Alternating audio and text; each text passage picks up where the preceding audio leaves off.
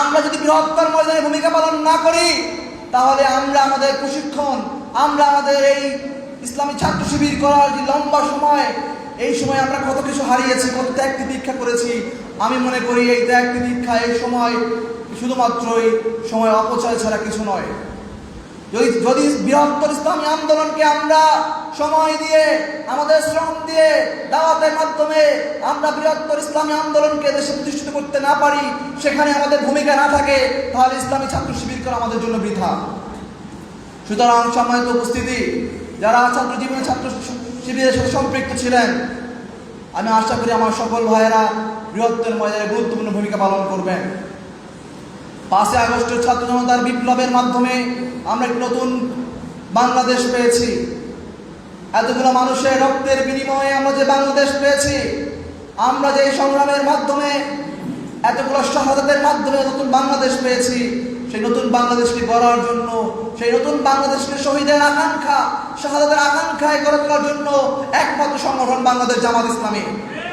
অন্য কেউ এই আকাঙ্ক্ষা পূরণ করতে পারবে না। অলরেডি যারা এদেশের নিজেদেরকে বড় সংগঠন মনে করে, তারা এই আকাঙ্ক্ষাকে ভুলতে বসেছে। তারা জুলাইকে অস্বীকার করতে শুরু করেছে। ইনশাআল্লাহ জামাত ইসলামী ক্ষমতায় গিয়ে এই জুলাইয়ের আকাঙ্ক্ষাকে বাস্তবায়ন করবে। সেজন্য আমাদের সবাইকে ঐক্যবদ্ধ থাকতে হবে, ময়দানে দাওয়াতি কাজ করতে হবে, নির্বাচনী প্রচারণা করতে হবে। জামাত ইসলামের পক্ষ থেকে যাকে নমিনি হিসেবে দেওয়া হয়েছে, আমরা সেই নমিনিকে বিজয় করার জন্য আমাদের সর্বাত্মক প্রচেষ্টা থাকতে হবে। আমরা যদি সেখানে গাফেলতি করি, যদি মনে করি সিরাজ ভাই এমপি না হলে আমার কি হবে, আমি তো চলতেছি, আমার তো চাকরি বাকরি সব আছে, তাহলে আমরা গাফেলদের অন্তর্ভুক্ত হব। আমরা ইসলামী আন্দোলনে যে জন্য সম্পৃক্ত হয়েছে, সেই আমাদের সম্পৃক্ততা বৃথা হয়ে যাবে।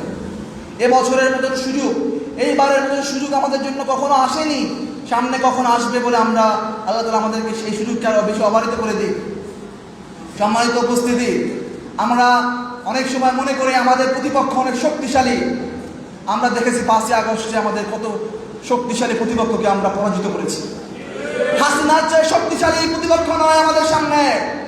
হাসিনা অনেক বেশি শক্তিশালী ছিল, পাশের দেশ তার একদম ঘনিষ্ঠ ছিল, কিন্তু তারপরে দেশের ছাত্র জনতার ঐতিহাসিক ভূমিকার কাছে হাসিনাকে পদত্যাগ করতে হয়েছে, হাসিনাকে পালাতে হয়েছে।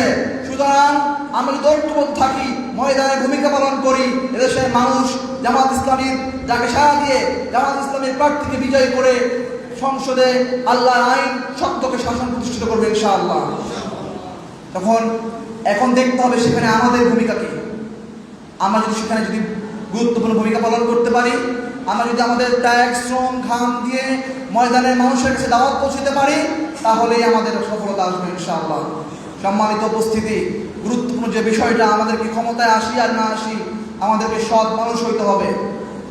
আমরা যে স্লোগান দেই, আল্লাহর আইন চাই, সত্যকে শাসন চাই, সেই সৎ লোক নিজেকে হইতে হবে। সমাজে আমি যদি একজন মেম্বার হই, আমি যদি একজন চেয়ারম্যান হই, সেটা যেন সারা দেশের মানুষের কাছে উদাহরণ হিসাবে থাকে। আলহামদুলিল্লাহ, আমাদের বিভিন্ন পর্যায়ে নেতৃবৃন্দরা যে উদাহরণ সারা দেশের মানুষের কাছে দেখিয়ে গেছে, আমরা আগামী দিনে সেই উদাহরণ